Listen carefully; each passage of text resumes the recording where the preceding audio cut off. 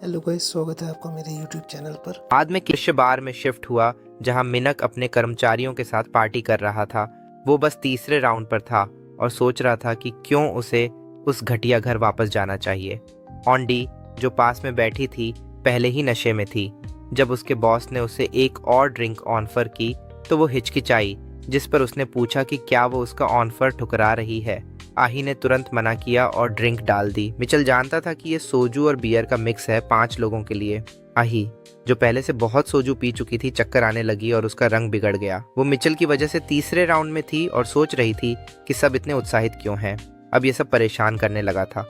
Mitchell ने एक और ड्रिंक डाली, उसे आही की तरफ बढ़ाया और उसका ग्लास ले लिया जैसे उसे इम्प्रेस करना चाहता हो। उसने कहा कि इसे पी लो, ये सिर्फ बियर है। आही के पेट में तितलियां उड़ने लगी। उस पल में उसे बहुत अच्छा लगा, जैसे उसे ये सब पसंद हो। कर्मचारी मिचेल को छेड़ने लगे और उससे उसकी पसंद की औरतों के बारे में पूछने लगे। हंसते हुए उन्होंने उसके आइडियल टाइप के बारे में पूछा और उल्टा ये भी पूछा कि उसे कैसी औरतें बिल्कुल पसंद नहीं। मिचेल कुछ देर सोचता रहा और नाहू के बारे में सोचा। उसने कहा कि उसे ऐसी औरतें बिल्कुल पसंद नहीं जो हमेशा उदास और आंटी जैसी लगती हैं, जिनमें कोई इमोशन नहीं होता और जो सिर्फ आराम के लिए ढीली ढाली अंडरवियर पहनती हैं। ये सुनकर सारे कर्मचारी हंस पड़े और उससे सहमत हुए। एक कर्मचारी ने कमेंट किया कि मिंचुल कभी कभी शादीशुदा आदमी की तरह बात करता है जबकि वो अभी तक सिंगल है। उन्होंने सवाल किया कि आखिर वो जिस टाइप की औरतें नापसंद करता है उसकी डिटेल इतनी क्यों दे रहा है। इतना स्पेसिफिक होना अजीब था। आमतौर पर सेलिब्रिटीज अपने आइडियल टाइप के बारे में बहुत धुंधले जवाब देते हैं, लेकिन जैसे ही उनके पास कोई प्रेमी होता है उनके जवाब बहुत डिटेल में हो जाते हैं। मिचेल भी शायद कुछ वैसा ही था। चाहे वो इनकार करे, पर शायद अंदर ही अंदर वो सबका प्यार चाहता था। मिचेल ने आह भरते हुए बात को टाल दिया और कहा कि ऐसा बिल्कुल नहीं है। उसने जोर देकर कहा कि उसे तो अच्छे कपड़े पहनने वाली जवान लड़कियां पसंद हैं, न कि उदास बदसूरत मिडिल एज वाली औरतें। दृश्य वापस नाहू पर शिफ्ट हुआ जब उसे बीए के साथ अपनी पिछली बातचीत याद आई। जब उसने उसका नाम पूछा था तो उसने अपना नाम बे बताया था। अभी के पल में नाहसू ने कहा कि नाम थोड़ा अनोखा है, लेकिन ये अच्छा है कि उन्होंने एक दूसरे को जानने का फैसला किया। उसने नोट किया कि मिचेल ने अभी तक उसके आखिरी मैसेज का जवाब नहीं दिया। शायद वो बहुत बिजी होगा और कंपनी लाइफ में एडजस्ट करना भी मुश्किल होता है। उसने ठान लिया कि बिना वजह वो उसे कांटेक्ट नहीं करेगी। उधर मिचेल आही की मदद कर रहा था, जो साफ तौर पर बहुत नशे में थी। उसने पूछा कि उसका घर कहाँ है और ऑफर दिया कि अगर वो खुद घर जा सकती है तो उसके लिए टैक्सी बुला देगा। आही ने सिर हिलाया, लेकिन बोलने की कोशिश करते हुए उसने मिचेल को गले लगा लिया। उसे अजीब लगा कि मिचेल बाकी लड़कों से कितना अलग है और उसे सच में पसंद आ रहा था।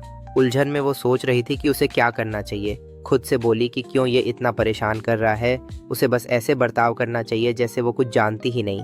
और मिचेल से भी यही कहा कि वो भी वैसे ही करे जैसे और मर्द करते। उसने जिद की कि बस एक और ड्रिंक, सिर्फ एक और। मिचेल ने बिना कोई एक्सप्रेशन दिखाए पूछा कि वो कहाँ जाना चाहती है। जब नाहू स्टोर में थी, मिचू ऑडी के साथ अच्छा वक्त बिता रहा था।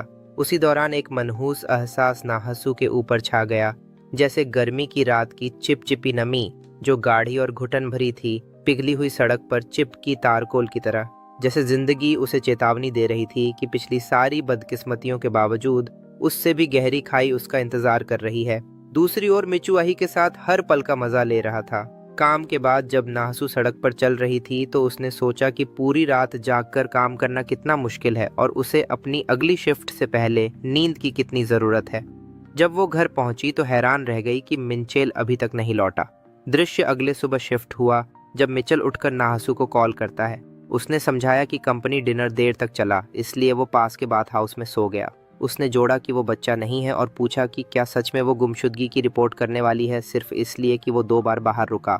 उसने ताना मारते हुए पूछा कि क्या उसे बुरा लगता है कि वो घर पर नहीं है, ताकि नाहसू उसे डांट सके। लेकिन जैसे ही मिचेल ने आही को आते देखा, उसने जल्दी से कॉल काट दी और कहा कि उसे जाना है।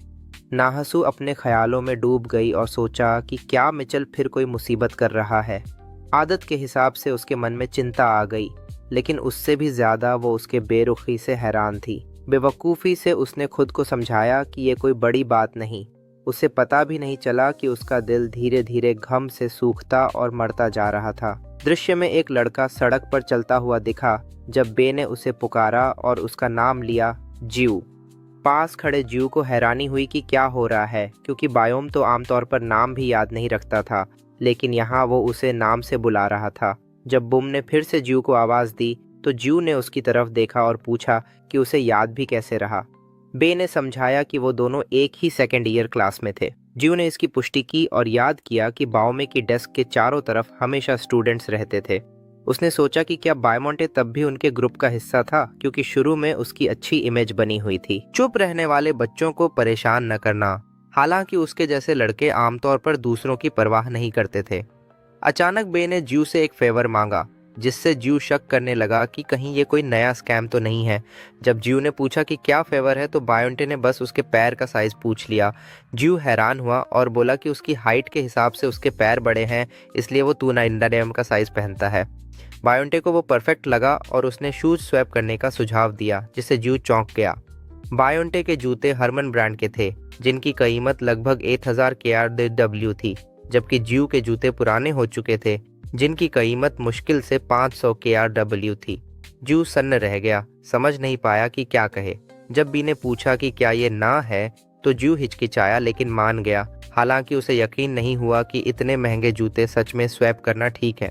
उसे तो ये तक लगा कि कहीं ये बुलिंग का नया तरीका तो नहीं, लेकिन बायोंटे ने उसे यकीन दिलाया कि सब ठीक है और फेवर करने के लिए धन्यवाद कहा। ज्यू ने कंधे उचका दिया और कहा कि धन्यवाद की ज़रूरत नहीं है। हालांकि उसके मन में ये एहसास था कि जैसे उसने लाखों खो दिए हों। जब उसने बायोम टी को जाते देखा तो उसके दिमाग से ये बात नहीं निकली कि शायद लड़कियां सही कहती हैं। बायोमेट सच में अच्छा बच्चा लगता था, फिर भी उसमें अजीब सा अकेलापन और दूरी झलकती थी। इसी तरह की और वीडियोस देखने के लिए हमारा चैनल सब्सक्राइब करें।